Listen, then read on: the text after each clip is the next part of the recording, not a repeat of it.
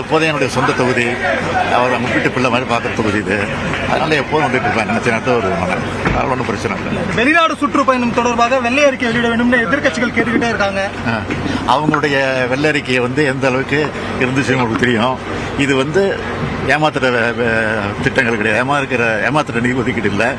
அதனால ஏற்கனவே இன்னைக்கு ராஜா தெளிவா இதுக்கு விளக்கம் கொடுத்திருக்காரு. அதுவே வெள்ளரிக்கை தான் அர்த்தம். சார், ரொம்ப நாளாவே இந்த அமைச்சரவை மாற்றம், அப்புறம் அமைச்சர் உதயநிதி அவருக்கு துணை முதலமைச்சர் பதவி அப்படிலாம் இருக்கு. நீங்களும் விரைவில் சொன்னதை செய்வோம் அப்படின்னு சொல்லியிருக்கீங்க. அதுக்கு ஒரு பதில்? ஏமாற்றம் இருக்காது, மாற்றம் இருக்கும்.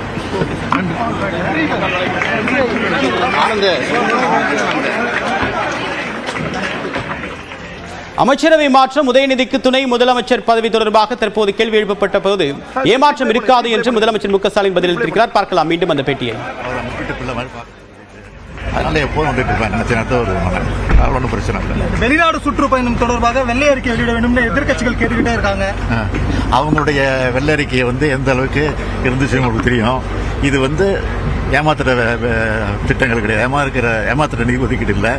அதனால ஏற்கனவே இன்னைக்கு ராஜா தெளிவா இதுக்கு விளக்கம் கொடுத்திருக்காரு. அதுவே வெள்ளரிக்கை தான் அர்த்தம். சார், ரொம்ப நாளாவே இந்த அமைச்சரவை மாற்றம், அப்புறம் அமைச்சர் உதயநிதி அவருக்கு துணை முதலமைச்சர் பதவி அப்படிலாம் இருக்கு.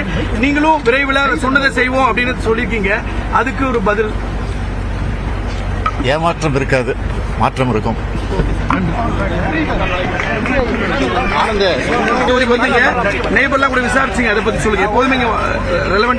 முதலமைச்சர் மு க ஸ்டாலினிடம் இந்த கேள்வியை எழுப்பிய நம்முடைய சிறப்பு செய்தியாளர் அபினேஷ் இணைகிறார். அபினேஷ், முதலமைச்சர் தெரிவித்திருக்கக்கூடிய அந்த பதிலுடைய சூட்சமம் என்ன?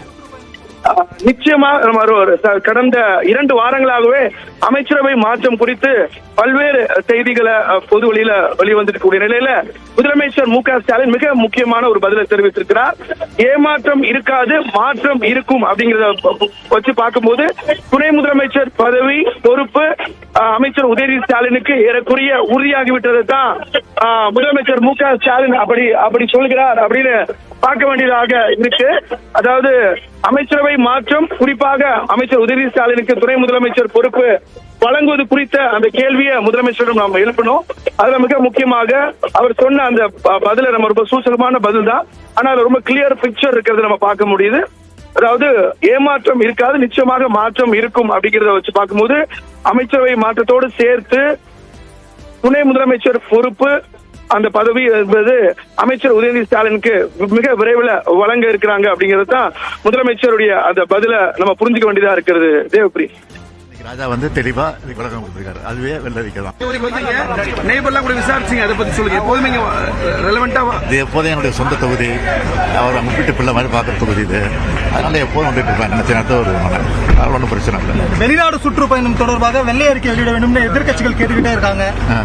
அவங்களுடைய வெள்ளை அறிக்கையை எந்த அளவுக்கு இருந்துச்சு உங்களுக்கு தெரியும். இது ஏமாத்துற திட்டங்கள் கிடையாது, ஏமாத்துற நிதி ஒதுக்கீடு இல்லை. அதனால ஏற்கனவே இன்னைக்கு ராஜா தெளிவா இதுக்கு விளக்கம் கொடுத்திருக்காரு. அதுவே வெள்ளரிக்கை தான் அர்த்தம். சார், ரொம்ப நாளாவே இந்த அமைச்சரவை மாற்றம், அப்புறம் அமைச்சர் உதயநிதி அவருக்கு துணை முதலமைச்சர் பதவி அப்படிலாம் இருக்கு. நீங்களும் விரைவில் சொன்னதை செய்வோம் அப்படின்னு சொல்லியிருக்கீங்க. அதுக்கு ஒரு பதில்? ஏமாற்றம் இருக்காது, மாற்றம் இருக்கும்.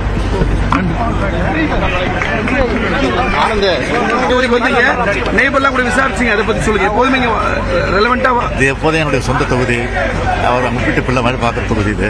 அதனால எப்போதும் வந்துட்டு இருப்பேன். நினைச்ச நேரத்தில் ஒன்றும் பிரச்சனை இல்லை. வெளிநாடு சுற்றுப்பயணம் தொடர்பாக வெள்ளை அறிக்கை வெளியிட வேண்டும் எதிர்கட்சிகள் கேட்டுக்கிட்டே இருக்காங்க. அவங்களுடைய வெள்ளை அறிக்கையை எந்த அளவுக்கு இருந்துச்சு உங்களுக்கு தெரியும். இது ஏமாத்துற திட்டங்கள் கிடையாது, ஏமாத்துற நிதி ஒதுக்கீடு இல்லை.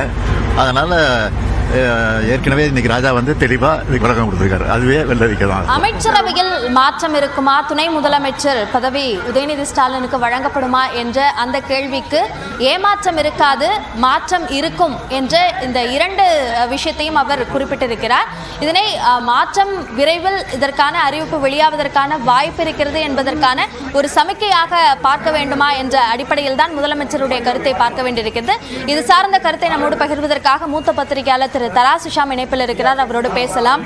சார் வணக்கம். முதலமைச்சர் இது பற்றி முன்னர் பேசியிருந்த போது இந்த அளவிற்கு உறுதியாக சொன்னதாக தெரியவில்லை, பழம் பழுக்கவில்லை என்றிருந்தார். அதற்கு பிறகு மாற்றம் ஒன்றே மாறாதது என்பது போன்ற கருத்தை தெரிவித்திருந்தார். தற்போது மாற்றம் இருக்கும் என்று சொல்லியிருப்பதை எப்படி பார்க்குறீங்க? அரசியலில் சமிக்கைகள் குறியீடுகள் ரெண்டும் முக்கியம்தான். முதலமைச்சர் கூறியிருப்பதை உதயநிதி துணை முதல்வர் ஆவதற்கான குறியீடாகத்தான் நாம் எடுத்துக்கொள்ள வேண்டும். நீங்கள் சொன்னது போல இதுவரைக்கும் சரியான ஒரு திட்டவட்டமான பதிலாக அவர் கூறவில்லை, பொதுப்படையாகத்தான் சொல்லி வந்தார். இப்போது கூறியிருக்கிற பதிலை வைத்து பார்க்கும்போது திட்டவட்டம் தெரிகிறது. காரணம், விடுதலை சிறுத்தைகள் கட்சியின் துணை பொதுச் செயலாளர் அவர் அளித்த பல்வேறு ஊடக பேட்டிகள், பத்திரிகை பேட்டிகளிலே உதயநிதி துணை முதல்வர் ஆவதற்கு கிட்டத்தட்ட ஒரு எதிர்ப்பு மனோநிலையை தெரிவித்துத்தான் அவர் பேட்டி கொடுத்திருந்தார். எனதான் விடுதலை சிறுத்தைகள் கட்சியின் மூத்த தலைவர்கள் அது கட்சியின் கருத்து அல்ல என்று மறுத்தாலும் அது குறித்து திமுக எம்பி முன்னாள் மத்திய அமைச்சர் ராஜா அவர்கள் கண்டனம் தெரிவித்திருப்பது, இதையெல்லாம் திமுகவின் நிலைப்பாடாகத்தான் நாம் கொள்ள முடியும். எனவே இந்த சர்ச்சையை மேலும் தொடர்ந்து கொண்டே போவது நல்லதல்ல என்று கூட முதலமைச்சர் நினைத்திருக்கலாம். காரணம், உதயநிதி அவர்கள் துணை முதல்வர் ஆகிறார் என்கிற சர்ச்சை கிட்டத்தட்ட ஒரு 7-8 தினங்களாக சுற்றி சுழன்று கொண்டிருக்கிறது. நீங்கள் உட்பட பல்வேறு ஊடகங்கள் அது குறித்து செய்திகள் வெளியிட்டிருக்கின்றன. நான் உட்பட பல்வேறு மூத்த பத்திரிகையாளர்கள் கருத்து தெரிவித்திருக்கிறோம். எனவே இத்தகைய சர்ச்சை தொடர்வது திமுகவுக்குமே ஒரு வகையிலே நல்லது அல்ல. இன்றைய தேதிக்கு துணை முதலமைச்சர் பதவி என்பது தேவைதான். காரணம், இந்தியாவிலே கிட்டத்தட்ட 14-15 மாநிலங்களிலே துணை முதலமைச்சர்கள் இருக்கிறார்கள். போன முறை 4க்கும் மேற்பட்ட துணை முதல்வர்கள் இருந்தார்கள். சிறிய மாநிலங்களில் 2 துணை முதல்வர் இருக்கிறார்கள். மேகாலாந்து, மிசோரம் போன்ற மாநிலங்களில் 2 துணை முதல்வர் இருக்கிறார்கள்.